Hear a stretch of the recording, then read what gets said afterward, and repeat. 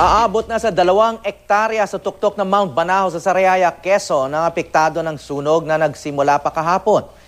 Inaalam pa rin kung ano ang naging sanhi nito. May news to go si Dante Perelio. Dante. Yes, Howie, patuloy pa rin nga yung nagaganap na sunog dito sa itaas na bahagi ng Mount Banahaw na sakop naman ng bayan ng Sariaya dito sa Quezon. Howie, pasado alas 5 ng hapon kahapon nang magsimula ang sunog sa Mount Banahaw ayon yan sa Sariaya Municipal Disaster Risk Reduction and Management Office. Sa Maharlika Highway pa lang, tanaw na ang naglalagablab na apoy mula sa nasusunog na bahagi ng Mount Banahaw na tinatayang nasa 2 ektarya na at patuloy pa itong lumalawak. Howie, ilan sa tinitingnang mga posibilidad na pinagmula ng sunog ang apoy mula sa sulo ng mga nangunguha ng honeybee na iwang kandila na itinirik naman ng mga namamanata sa mga sagradong lugar ng Mount Banahaw at yung pagkakaingin. 2 team naman mula sa Municipal Disaster Risk Reduction and Management Office ang patuloy na nagmo-monitor sa sitwasyon mula pa kagabi. Isang team rin ang maagang umalis ngayong umaga puntang Dolores, Quezon para magtayo ng command post at magsagawa ng on-site assessment. Dito lang kasi, Howie, may ligtas na trail na maaring damadaanan paakyat pero aabutin raw ng halos 6 na oras bago marating ng grupo ang lugar. Patuloy namang inaalam ngayon ng mga otoridad kung may mga namamanatangan na nasa itaas ng Mount Banahaw at posibleng nakulong nang mangyari ang sunog. Samantala, Howie, pinag-utos na rin ng Office of Civil Defense ng Region 4 na mag-aerial survey kaya anumang oras ngayon, lilipad ang 3 helicopter ng Philippine Air Force mula yan sa Southern Luzon Command. Narito ang kanilang pahayag.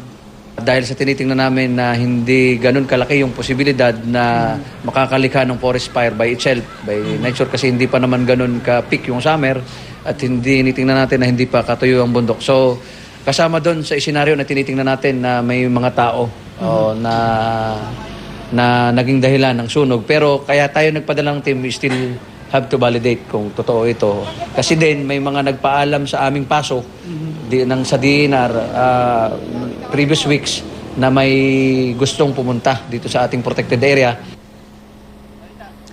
Howie, nagpupulo ngayon ang Sariaya MDRRMO para pag-usapan nga yung mga susunod pa nilang hakbang kaugnay sa sitwasyon rito. At live mula rito sa Sariaya, Quezon, Dante Perelio, GMA News.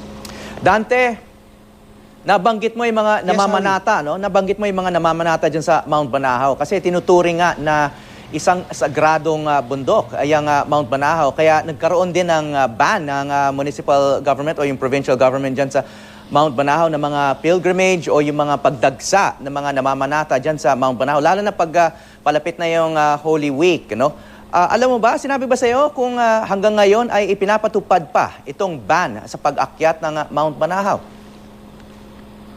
Actually, Howie, ang sabi sa atin ng MDRRMO dito sa Sariaya ay bago ka makaakyat doon sa mga sagradong lugar ay kailangan mo munang humingi ng permit mula dito sa DNR na nakakasakop doon sa protected areas. At katunayan, noong mga 2 weeks ago ay meron nga raw grupo na nagpaalam na kung maaaring umakyat rito pero ayon sa MDRRMO ay hindi naman ito pinayagan ng DNR at inaalam nga nila kung nakalusot nga itong grupong ito nang hindi nila namamalayan, Howie.